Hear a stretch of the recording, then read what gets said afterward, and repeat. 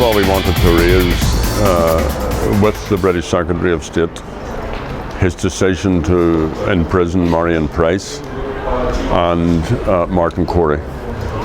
Now they're both imprisoned on a recommendation. We don't know the basis of the recommendation. As the lawyers of these people and their families, and particularly they themselves, don't know the basis of the allegations made against them. And it's done with the authority of the British Secretary of State. It's an injustice.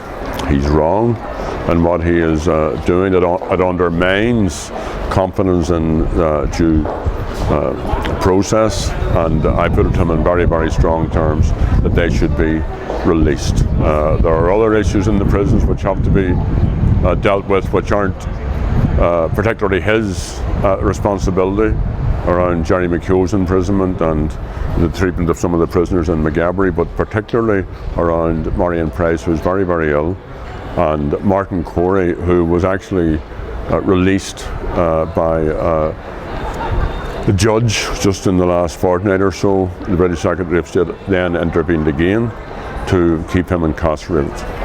Now, Marian Price was released under the Good Friday Agreement, and then there were allegations and she was imprisoned again. So, why do you want her released now? Is it on health grounds, or do you believe she shouldn't be there anyway?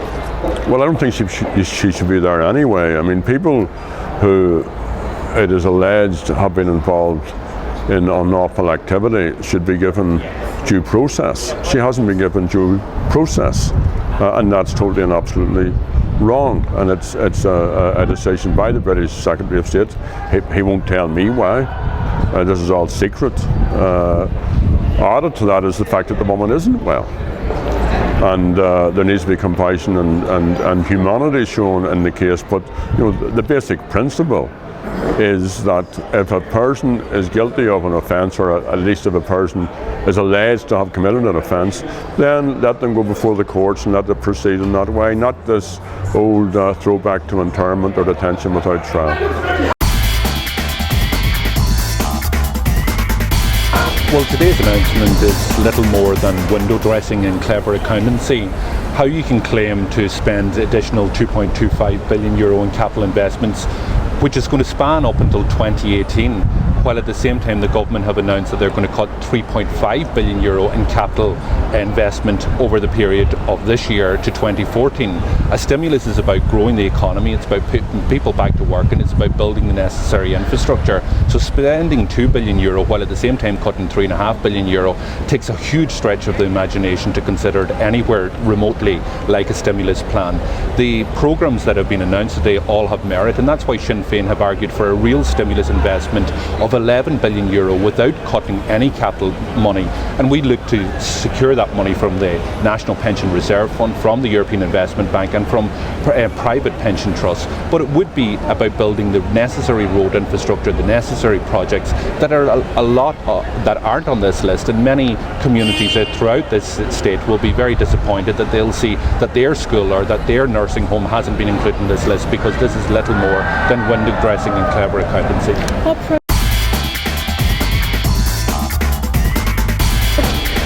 The government released a new Bill Gaeltachta in the last number of weeks, and the bill looks to make a number of reforms in the Gaeltacht areas, which have been badly needed over the last number of years. Indeed, the Irish language community has been waiting for nearly 60 years for a bill to deal with the problems in the Gaeltacht. This bill, unfortunately, has a number of major problems. The problems in it reduces the level of democracy within Údarás na Gaeltachta. No longer will be people elected directly from the Gaeltacht, but they'll be nominated from councils and by the minister themselves. It also puts no provision for funding for development in the Gaeltacht in future. It throws different areas of Gaeltacht, weak areas and strong areas, in together. And it provides a system whereby there is no proper criteria for the implementation of language plans in future. The language community and ourselves in Sinn Féin have been calling on the Minister to suspend this bill until the start of September for the purpose of trying to iron out the problems in this bill, but the Minister has refused at every single level.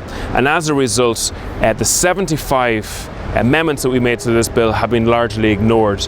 Today we in Sinn Féin, along with the other parties, walked out in disgust at the Minister's lack of desire to discuss this in a democratic fashion, and Minister McGinley from Fine Gael was left to discuss this bill on his own.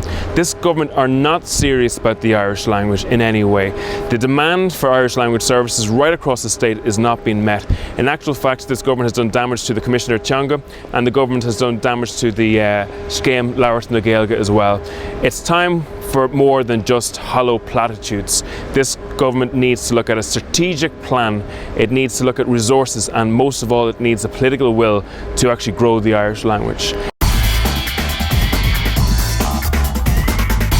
Do you believe that Cathal has been pushed? Well, I could be forgiven for taking that view. Either it's a case that he's been pushed, or he found what is now proposed to be absolutely unacceptable to him. I have noted, that there would be real concerns at the highest level within the HSE at the cuts that have taken place, the failure to address significant alternative means of funding the health services other than the scalpel of cut. I mean, we have had the publication only on Wednesday of last week of the bill in relation to the purchase of medical goods, including drugs and medicines. That will have to be addressed in the new Dáil term. We also need to see the situation apply in relation to the full cost of private healthcare piggybacking on the public health system at this point in time. These are matters that would offer real alternatives to the scalpel that James Riley has so enthusiastically presided over. This week and next week, many of those people who are in part-time work in this country are going to receive a letter from the Minister of Social Protection, and that letter is to announce that their social protection, what they receive for the days that they are not working, is going to be substantially cut. A couple who are working 3 days a week with 2 children will be down €40 a week. That is the difference between paying the household bill of electricity or gas for each and every one of those families who are already living in poverty.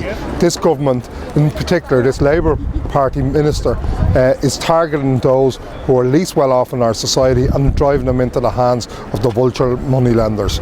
It is time that this stopped.